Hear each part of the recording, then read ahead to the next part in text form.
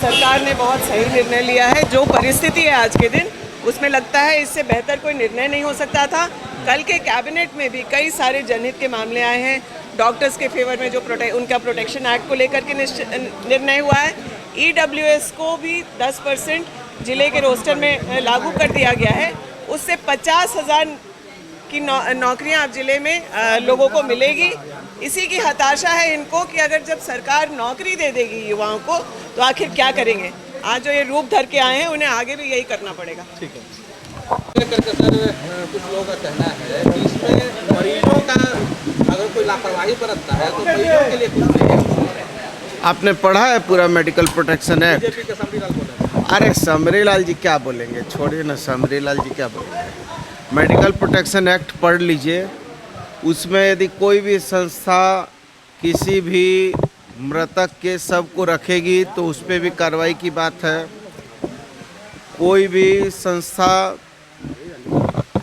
इलाज नहीं करेगी तो उस पर भी कार्रवाई की बात है।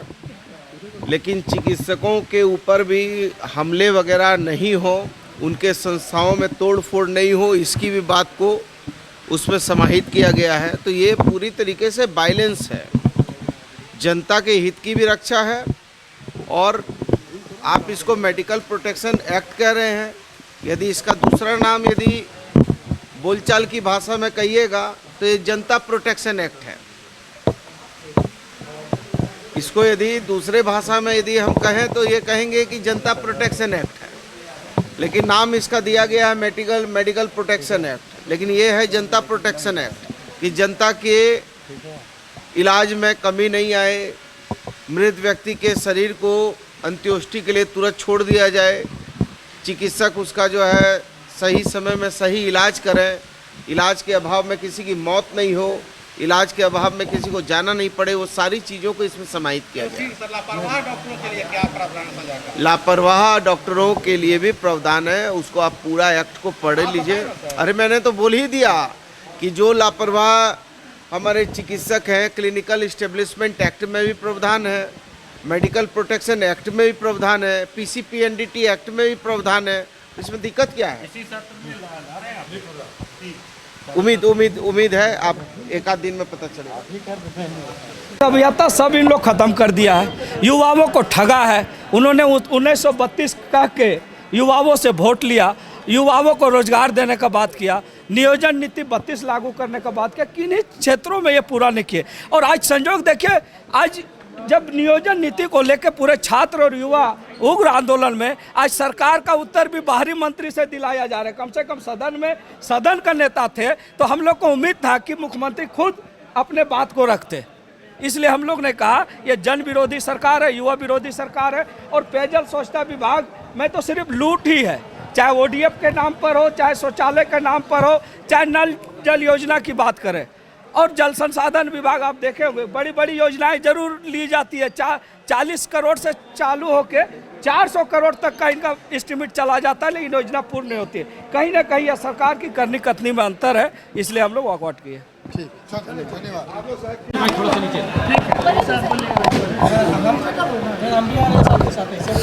भानु जी वॉकआउट कर गए आप लोग। देखिए, जो सवाल विपक्ष ने आज खड़ा किया सदन में सरकार के ऊपर, और सरकार के तरफ से जब जवाब शुरू हुआ, माननीय मंत्री जी ने सीधा सीधा कहा कि मैं इन विषयों पर नहीं जाना चाहता हूँ, ये राजनीतिक विषय है। आज सबसे ज्वलंत विषय जो झारखंड का है वो 1932 है, नियोजन नीति है, बेरोजगारी है, बेरोजगारी भत्ता है, लोगों को नौकरी है, और इस पर ही इतने दिनों से गतिरोध था। तो ये सरकार जवाब से भाग रही है और हम लोग सदन में जवाब चाह रहे हैं। तो सरकार भाग रही है तो सरकार का वक्तव्य सुनना, पुराना योजना चल रहा है, चलेगा, ये 2085 में पूरा होगा, ये सुनने के लिए थोड़े ही हम लोग आए हैं। और नली गली PCC बनाने के लिए थोड़े ही केवल हम आए हैं। हम राज्य के नीति निर्धारण के लिए यहाँ चुन करके आए हैं। और आज सबसे बड़ा नीति नियोजन नीति और स्थानीय नीति है, और ये दोनों नीति पर सरकार भाग रही है। ये जो आप लोग पहन कर आ रहे हैं, इस कलर पर भी बवाल हो रहा है। अकेला जी बोल रहे हैं कि ये बाबा धाम का मंदिर थोड़ी है, ये लोकतंत्र का मंदिर है। लोकतंत्र के मंदिर में बहुसंख्यकों की जो सम्मान का प्रतीक भगवा रंग है, क्यों उन लोगों को तकलीफ हो रहा है? क्या वो स्कूल के तरह, बच्चों के ड्रेस के तरह, पाकिस्तानी झंडा के तरह यहाँ हरा रंग स्थापित करना चाहते हैं? हम लोगों के रहते या कदापि नहीं हो सकता। आप सही बात करेंगे, आप अगर कहेंगे कि हम 5 चापाकल देने का काम करेंगे, अगर आप कहेंगे कि नहीं हम हर घर नल से जल की योजना को स्पीडअप करेंगे, तो उनकी बात सुननी थी। लेकिन जो व्यक्ति की बुनियाद ही झूठ पर आधारित हो और जो चाहे कि हाउस डिस्टर्ब हो जाए, विपक्ष प्रतिपक्ष भड़क जाए, तो इसका अर्थ है कि वो चाहते ही नहीं कि हम सदन में रहें। आज ना एक विषय हमारे बोकारो से मुझे कहते हुए प्रसन्नता हो रही है कि हमारे विधानसभा क्षेत्र में एक स्कूल है, हॉली क्रॉस स्कूल। वहाँ के लगभग 50 बच्चे यहाँ आए थे। उन्होंने विधानसभा की कार्यवाही देखी। 25 बच्चे प्रथम पाली में, 25 बच्चे द्वितीय पाली में। तो मुझे बहुत अच्छा लग रहा है। यदि आप बच्चों के साथ बात करेंगे तो उनका अनुभव आपको मिलेगा। दादा, नगर निकाय चुनाव को लेकर के जब तक ट्रिपल टेस्ट नहीं होगा, चुनाव नहीं होगा, तो कहीं ना कहीं जो नगर निकाय क्षेत्र है वहाँ पर विकास का काम कैसे होगा? देखिए, राज्य को विकास करना है, नगर भी है, ग्रामीण क्षेत्र भी है ना, औद्योगिक क्षेत्र भी है। आज जो भी खामियां है उसको दूर करके किया जाएगा। क्योंकि सरकार बार बार कह रही है ट्रिपल टेस्ट होगा, उसके बाद ही नगर निकाय चुनाव। ठीक है, आज जैसे 32 को राज्यपाल ने वापस कर दिया, फिर कोई दूसरा रास्ता हम लोग निकाल के नियोजन करेंगे ना। उसी तरह का कोई विकल्प निकाल के हम लोग नगर का विकास का काम करेंगे।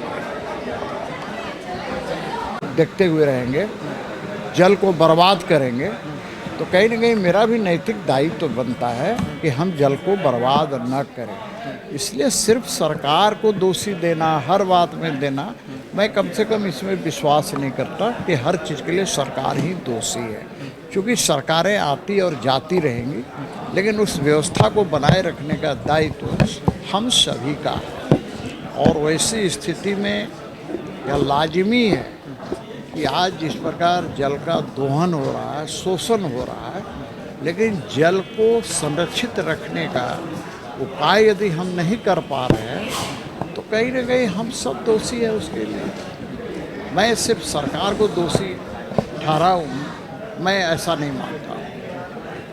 अच्छा, ये जो भगवा कलर का आप लोग पहन कर आते हैं, स्पीकर भी इससे नाराज़ दिखते हैं। यहाँ पर भी जो भगवा कलर से कोई नाराज हो गया भाई, भगवा कलर आज नया है क्या? नया कोई कलर बना है क्या? अरे भगवा कलर तो जब से सनातन धर्म की उत्पत्ति हुई है, जब से सनातन धर्म है, तब से ये भगवा है। और आप देखे होंगे हमारा आन बान और शान तिरंगा है, उसका जो ऊपर है ना, तिरंगा का सबसे ऊपरी छोर वो भगवा है। ये भगवा तो हमारा आन बान और शान का प्रतीक है। अब इसी से किसी को चिढ़ हो, इससे क्या बनता बिगड़ता है? सर, तिरंगा में 3 कलर है। अजय सर, सदन बाधित 3 कलर है, मैं कह रहा हूँ ना, 3 कलर में एक भगवा भी है। मेरा ऐसा कहना है, सबसे ऊपर भगवा है।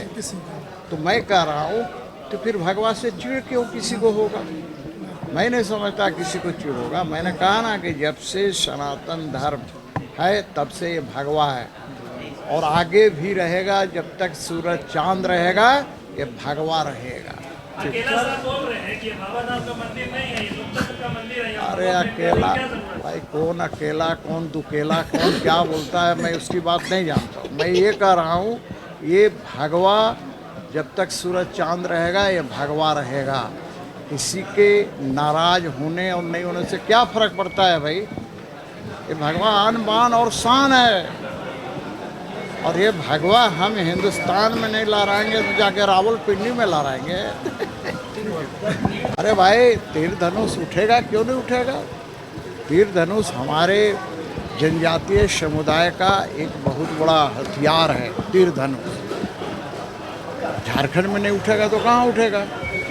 मर्यादा पुरुषोत्तम भगवान श्री राम, लक्ष्मण से लेके सारे लोग तीर धनुष का उपयोग करते थे, उस जमाने में उपयोग करते थे, त्रेता युग में उपयोग करते थे, उसकी भी चर्चा होगी। क्या दिक्कत है इससे चर्चा से? अब नहीं, लेकिन उन्होंने क्या कहा, मैंने इस बात को रखा भाई, जब वो विधायक जी कह रहे थे कि उससे रावण का वध हुआ था, तो उसी संदर्भ में मैंने कहा कि ये तब ये आप इसका मतलब गलत किए हैं। अब उसके आगे मैं कुछ नहीं बोलूँगा। मंत्री से मिलकर आईएमए के प्रतिनिधि मंडल ने धन्यवाद दिया। हमें इस बात की खुशी है कि यह कैबिनेट से पास हो गया, लेकिन आपको मैं ये बताना चाहूँगी कि इसके पहले अगर हम पिछले बातों को देखें तो जब मैं medical protection act coordination committee की अध्यक्ष थी, तो उस समय 2013 में राष्ट्रपति शासन में माननीय गवर्नर सैयद अहमद के समय यह ऑर्डिनेंस के रूप में पारित हुआ था और लॉ डिपार्टमेंट में जाकर यह फंस गया था। जब तक हम लोगों को पता चला और हम लोग लॉ डिपार्टमेंट में लॉ सेक्रेटरी से मिलने गए, तब तक राष्ट्रपति शासन खत्म हो चुका था और यह बनते बनते रुक गया। फिर इसके बाद medical protection act coordination committee के अध्यक्ष होने के नाते मैंने फिर प्रयास किया और राजेंद्र सिंह के समय में यह बिल कैबिनेट से फिर पास हो गया और विधानसभा में यह फंस गया और कानून नहीं बन पाया। तो हम लोग अब सरकार से और विपक्ष से यही आशा रखते हैं कि मेडिकल प्रोटेक्शन बिल जो है ये विधानसभा से सत्ता पक्ष और विपक्ष दोनों के द्वारा पारित हो सके, ताकि डॉक्टर भयमुक्त वातावरण में काम कर सकें।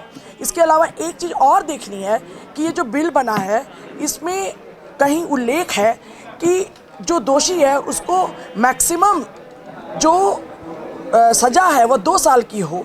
तो इसको हम लोगों ने अनुरोध किया है कि यह सज़ा मैक्सिमम 2 साल ना करके मिनिमम 2 साल करें।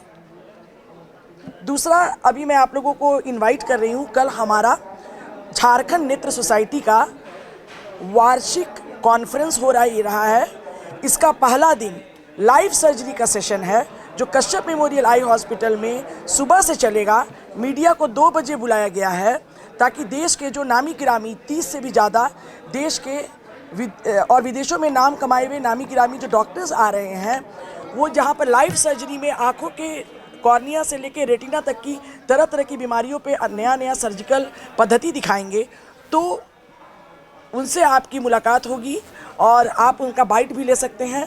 तो कल कृपा करके 2 बजे ज़रूर आइएगा। अभी आज के यहाँ के रांची के भी समाचार पत्रों में छपा है कि जो पूर्वी पाकिस्तान था उस समय 1965 में, जो आज का बांग्लादेश है, वहाँ के आए हुए हिंदू शरणार्थियों के ऊपर संकट मंडरा रहा। ऐसे 3000 हिंदू शरणार्थी के ऊपर एक निर्णय के कारण उनको विस्थापन का खतरा मंडरा रहा है। और वैसे में कि जब सरकार ने उनको बसाने का काम किया था और आज उनको फिर उनके ऊपर एक निर्णय के कारण एक ऐसा परिस्थिति का निर्माण हो गया है कि वो भय में जी रहे हैं। तो इसीलिए पुनः मैंने आज सदन के माध्यम से सरकार को स्मारित किया कि ये बांग्लादेश, जो आज का बांग्लादेश है, आए हुए जो हिंदू शरणार्थी है उसको संरक्षण देने का काम सरकार करे। जिन कमियों के कारण, जिन गलतियों के कारण इस प्रकार का परेशानी वो झेल रहे हैं, उनको समाधान सरकार निकालने का काम करे। दूसरा, मैंने कल कार्यस्थगन प्रस्ताव लाया था और उस कार्यस्थगन प्रस्ताव के माध्यम से प्रदेश में सरकार आपके द्वार के माध्यम से सरकार ने, यूपीए सरकार ने जो घूम कर गए लोगों को ग्रीन राशन कार्ड देने का काम किया था। आज मैंने विधानसभा में प्रश्न के माध्यम से ऐसे जो ग्रीन राशन कार्ड धारी जो हमारे गरीब परिवार है उनको खाद्यान्न पहुंचाने के लिए हमने विधानसभा में प्रश्न लाया था और जिसके आलोक में सरकार ने आज स्वीकार किया कि इस अगले महीने से उन परिवारों तक खाद्यान्न पहुंचाने का काम प्रारंभ हो जाएगा। अब आप इसे बताइए। नहीं, हमारा सवाल राज्य के नौजवानों का सवाल था। हम लगातार सदन के अंदर इस बात को कह रहे थे कि ये लोकतंत्र का मंदिर है, लोकतंत्र का चीरहरण नहीं होना चाहिए। जैसा कि कल आपने देखा था कि भारतीय जनता पार्टी के विधायक सदन में लोकतांत्रिक तरीके से बात करना चाहते थे, लेकिन सत्ता पक्ष ही पलायन कर रहा था प्रश्नों के साथ। और इसी को लेकर के आज माननीय विधानसभा अध्यक्ष महोदय ने कार्य मंत्रणा की बैठक बुलाई और उन्होंने कहा कि जिन मुद्दों को लेकर के जो नौजवानों के सवाल जो लगातार हम नियोजन को लेकर के राज्य में जो भ्रम है, इसको लेकर के सदन के अंदर माननीय मुख्यमंत्री जी का हम सब उत्तर चाह रहे थे। चूँकि इसलिए भ्रम है कि माननीय मुख्यमंत्री जी ने एक समय सदन में कहा और उन्होंने इस बात को कहा था कि 32 का खतियान कभी लागू नहीं हो सकता है। फिर पुनः एक विशेष सत्र बुला करके उन्होंने, भारतीय जनता पार्टी ने भी उसमें साथ खड़ा रहा, एक स्वर में राज्य का नियोजन राज्य का विषय होने के बाद भी एक साथ एक स्वर में हम लोगों ने उनका जो प्रस्ताव था उसको पास किया। और अभी पिछले दरवाजे से सरकार ने एक नया नियोजन नीति के रूप में स्मारित कर दिया। तो इसको लेकर के राज्य के नौजवानों में भ्रम था और हम लोग बार बार कह रहे थे कि सदन के अंदर माननीय मुख्यमंत्री जी जवाब दे, क्योंकि सदन ने सर्वसम्मति से प्रस्ताव पारित किया है। यहाँ के मूल वासियों के सवाल, यहाँ के आदिवासियों के सवाल, यहाँ के झारखंड वासियों के सवाल, और इसी विषय को लेकर के आज माननीय विधानसभा अध्यक्ष महोदय ने कहा कि चलते सत्र में माननीय मुख्यमंत्री जी इस पर अपना वक्तव्य देंगे।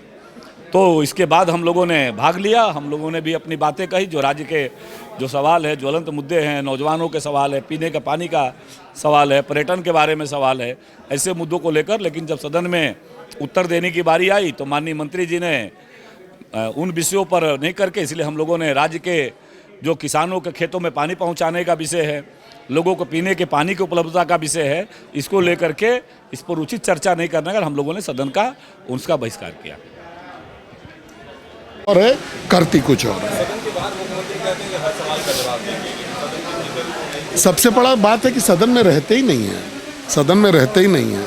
अब रहें तब जवाब दे। आज कल इतिहास में पहली बार हुआ होगा कि जबकि सत्ता पक्ष के चलते सदन को जो है सस्पेंड करने की जरूरत पड़ी है। नामुमन आप सुनते होंगे कि विपक्ष ने जो है एडजॉर्न करवाया, लेकिन कल सत्ता पक्ष ने एडजॉर्न करवाया कल शाम में। तो ये लोग चाहते ही नहीं है कि इसका सोल्यूशन हो। ये जो गतिरोध चल रहा है, इसका 1 मिनट में समाधान है कि मुख्यमंत्री जी आएँ और अपना वक्तव्य दे दें कि भाई हम ये करना चाहते हैं। लेकिन चूंकि वो बैकफुट पर हैं, उन्होंने युवाओं को ठगा है। ये जो 40% उन्होंने बाहरी लोगों के लिए रिजर्व कर दिया है अभी, कि कोई आज भी अगर आएगा उत्तर प्रदेश से और बिहार से तो वो झारखंड में 40% ऐसे लोगों को नौकरी मिलेगी। ये इनकी नई नीति है, इसीलिए अपना मुंह छुपा करके भाग रहे हैं।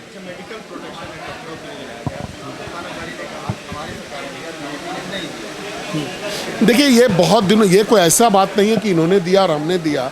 ये बहुत दिन से विचाराधीन था। इसका केवल एक पहलू अच्छा है, वो ये है कि कोई अस्पताल अब डेड बॉडी को नहीं रख सकेगा। बिल के अभाव में जो डेड बॉडीज़ पर ये लोग बार्गेनिंग करते थे, ये एक अच्छी बात है इस प्रोटेक्शन बिल में। बाकी हम लोगों ने अभी स्टडी नहीं किया है, स्टडी करके फिर आपको बताएंगे कि क्या हो सकता है। TheFollowUp.in. Like, share and subscribe. www.thefollowup.in